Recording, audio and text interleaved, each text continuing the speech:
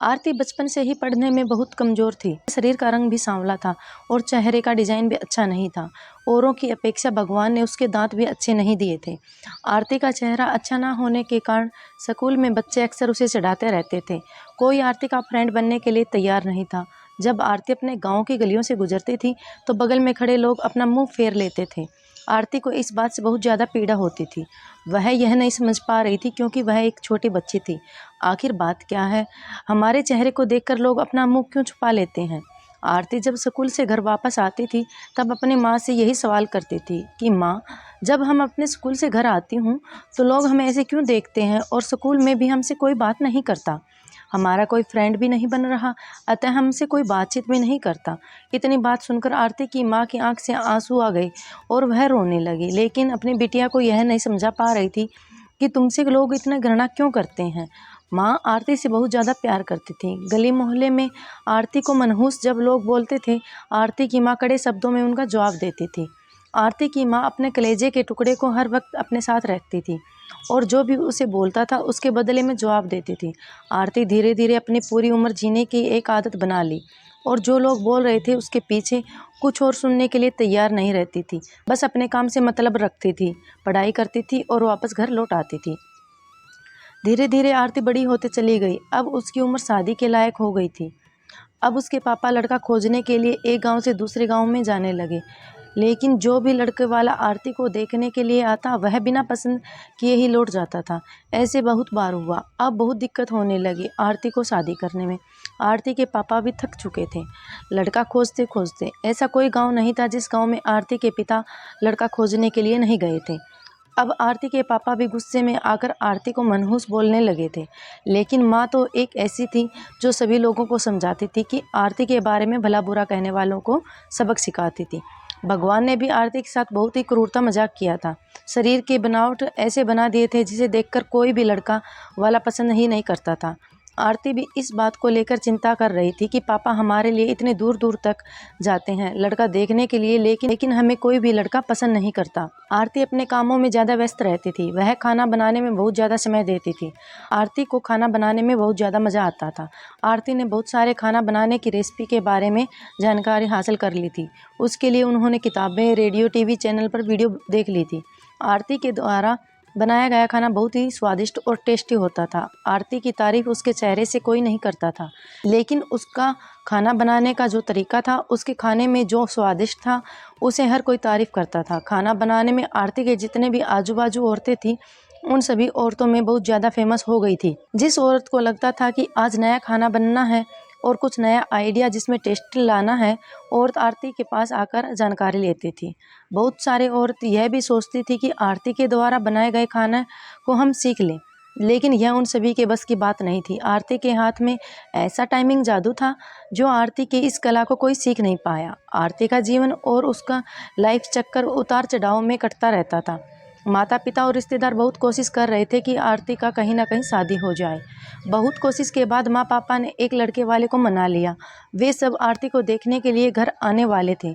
आरती को इस बात की खबर लग जाती है कि हमारी शादी होने वाली है। आरती दुखी हो जाती है और गुस्सा करने लगती है और आरती रोते हुए कहने लगती है कि आप सब इतने सारे लड़के वालों को देखने के लिए बुलाते हो, लेकिन कोई हमें पसंद नहीं करता और जो भी आता है हमारी मजाक बनाकर चला जाता है।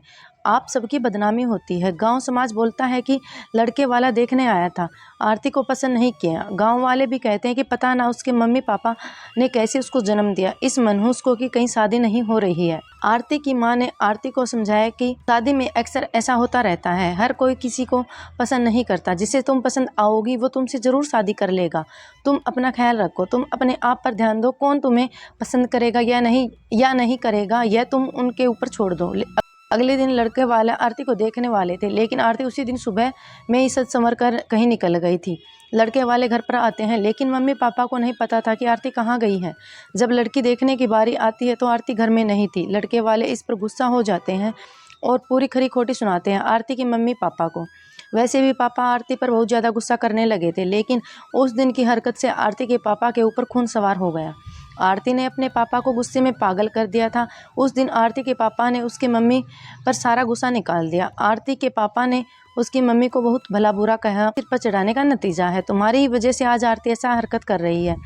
अब शाम का वक्त होने वाला था। आरती घर लौट चुकी थी। आरती के चेहरे पर बहुत ज़्यादा खुशी थी और उसके हाथ में एक चेक था। आरती कोई एक सर्टिफिकेट लेकर आई थी। आरती अपनी उपलब्धि के बारे में अपनी मम्मी से कुछ बोलने वाली ही थी कि इसी बीच आरती की मम्मी ने उसको खरी खोटी सुनानी शुरू कर दी। उसकी मम्मी ने आरती को इतनी खरी खोटी सुनाई कि आरती सपने में भी यह नहीं सोच पा रही थी कि मम्मी आज हमें इतना भला बुरा कैसे बोल सकती है। इससे पहले आरती की मम्मी ने आरती को इस तरह के शब्दों को उच्चारण नहीं किया था। आरती के माँ ने एक बात बोली आरती से कि बाकी सब लोग सही कह रहे हैं कि तुम सच में मनहूस हो। आज तुम्हारी वजह से सब कोई परेशान है। अच्छा तो होता कि तुम पैदा होते ही मर जाती। आज हमें यह दिन देखना ही नहीं पड़ता। गांव घर में मेरा सिर नहीं उठ पा रहा है। आरती इस वाक्य को सुनकर अवाक थी कि वह कुछ बोल नहीं पा रही थी, क्योंकि जब आरती बोलने की कोशिश कर रही थी उसकी मम्मी के शब्दों से इसकी आवाज़ दब जाती थी। आरती चुपचाप निठुर भाव से खड़ी थी। आरती की आंख में आंसू बह रहे थे। आरती बिल्कुल व्याकुल हालात में खड़ी थी। वह कुछ बोल नहीं पा रही थी। आरती अपने माँ से एक ही सवाल कर रही थी, माँ क्या मैं इतनी बदनसीब हूँ कि मुझे आप मारना चाहती थी? क्या मैं मर जाऊँ? मैं इतनी बुरी हूँ, आप मुझे मारना चाहती थी? मैं ऐसी क्या गलती कर दी हूँ माँ?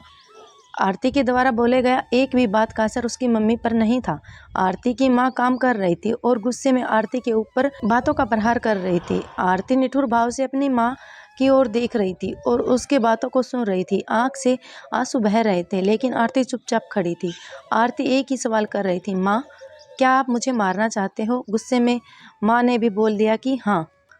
आरती बिना एक पल बिताई सीधा अपने कमरे में जाकर दरवाजे बंद कर लेती है। 1-2 मिनट के बाद माँ का गुस्सा शांत होता है। तब आरती की माँ को अपनी गलती का एहसास होता है। उसकी मम्मी आरती के रूम की तरफ गई और दरवाज़ा खोलने के लिए बोली, लेकिन आरती ने अपने रूम का अंदर से बंद कर लिया था। आरती की माँ ने जब देखा कि आरती अंदर से दरवाज़ा बंद कर ली है, आरती की माँ सोची कि यह कोई गलत कदम नहीं उठा ले, इसलिए आरती की माँ ने उसके पापा के पास तुरंत कॉल किया घर आने के लिए। दोनों ने दरवाज़ा खोलने के लिए काफ़ी कोशिश की, लेकिन आरती ने दरवाज़ा नहीं खोला। कुछ समय बीतने के बाद आरती के पापा को अब एहसास होने लगा कि आरती कुछ गलत कर लिया है। आरती के पापा ने तुरंत दरवाज़ा तोड़ दिया। आरती के मम्मी पापा ने अंदर का सीन देखा तो अवाक रह गई। आरती ने दुपट्टे का फंदा बनाकर पंखे से लटक रही थी। अभी ज़्यादा वक्त नहीं हुआ था, वह सिर्फ बेहोश हुई थी। माँ और पापा ने तुरंत उसे उठाकर पंखे से अलग किया, फिर गले से दुपट्टा निकाला और बेड पर आरती को लेटा दिया। स्थिति को देखते हुए उन्होंने तुरंत डॉक्टर को कॉल लगाई। माँ की नज़र अपनी लाडली बेटी आरती की मुट्ठी बांधे हाथ पर जाती है। हाथ में एक चिट्ठी रहती है और टेबल पर पड़ी 5 लाख का चेक मिलता है, जिसमें 5 स्टार होटल में शेफ की नौकरी करने के लिए कंफर्मेशन लेटर था। उसे कंफर्मेशन लेटर और चिट्ठी को लेने के लिए आरती बाहर गई हुई थी। कुछ समय के बाद डॉक्टर आते हैं और आरती का इलाज करते हैं। डॉक्टर आरती के चेकअप करने के बाद बोलते हैं कि शुक्र है लड़की बच गई है। कुछ सेकंड और देर हो जाती तो आज यह लड़की हम सभी के बीच नहीं रहती। आरती बेड पर बेहोश अवस्था में पड़ी थी। डॉक्टर ने बोला कि आरती धीरे धीरे कुछ घंटों में ठीक हो जाएगी। मैं दवा लिख देता हूँ, आप इसे मेडिकल स्टोर से मंगा लीजिए। माँ और पापा ने उसे चिट्ठी को खोलकर पढ़ा, जिसमें कुछ इस प्रकार से लिखा था, मम्मी और पापा, मैं जानती हूँ कि मैं जन्म से लेकर आज तक कोई ऐसा कार्य नहीं कर पाई जिससे आप लोगों को गर्व महसूस हो, लेकिन मैं आपसे बताना चाहती हूँ कि मैं खाना पकाने में नेशनल लेवल कंपटीशन को जीत चुकी हूँ। इसमें मुझे 5 लाख का चेक और प्रथम स्थान मिला है। मेरे द्वारा बनाया गया खाना ऑर्गेनाइजेशन को इतना पसंद आया कि वह मुझे एक बहुत बड़े होटल में बतौर मास्टर शेफ की नौकरी के लिए कंफर्मेशन लेटर भी दे दिए हैं। पूरी दुनिया मुझसे खिलाफ हो, मुझे इस बात से कोई फ़र्क नहीं पड़ता, और न ही पापा की कड़वी बातों से मुझे कोई फ़र्क पड़ता है, और ना ही पापा की कड़वी बातें मुझे रुलाती थी।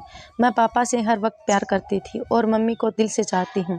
मैं जानती थी कि मम्मी और पापा केवल बाहर से ही सख्त दिखते हैं, लेकिन अंदर से मुझे बहुत ज़्यादा प्यार करते हैं।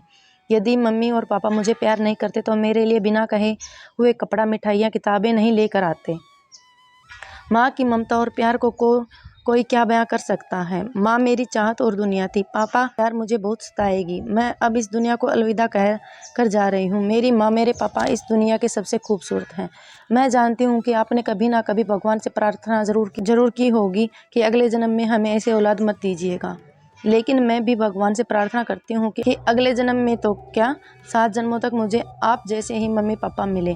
चिट्ठी में बहुत सारी इमोशनल बातें लिखी थी, जिसे पढ़कर आरती के मम्मी पापा के पाँव तले ज़मीन खिसक गई थी। आरती के मम्मी पापा बहुत पछता रहे थे।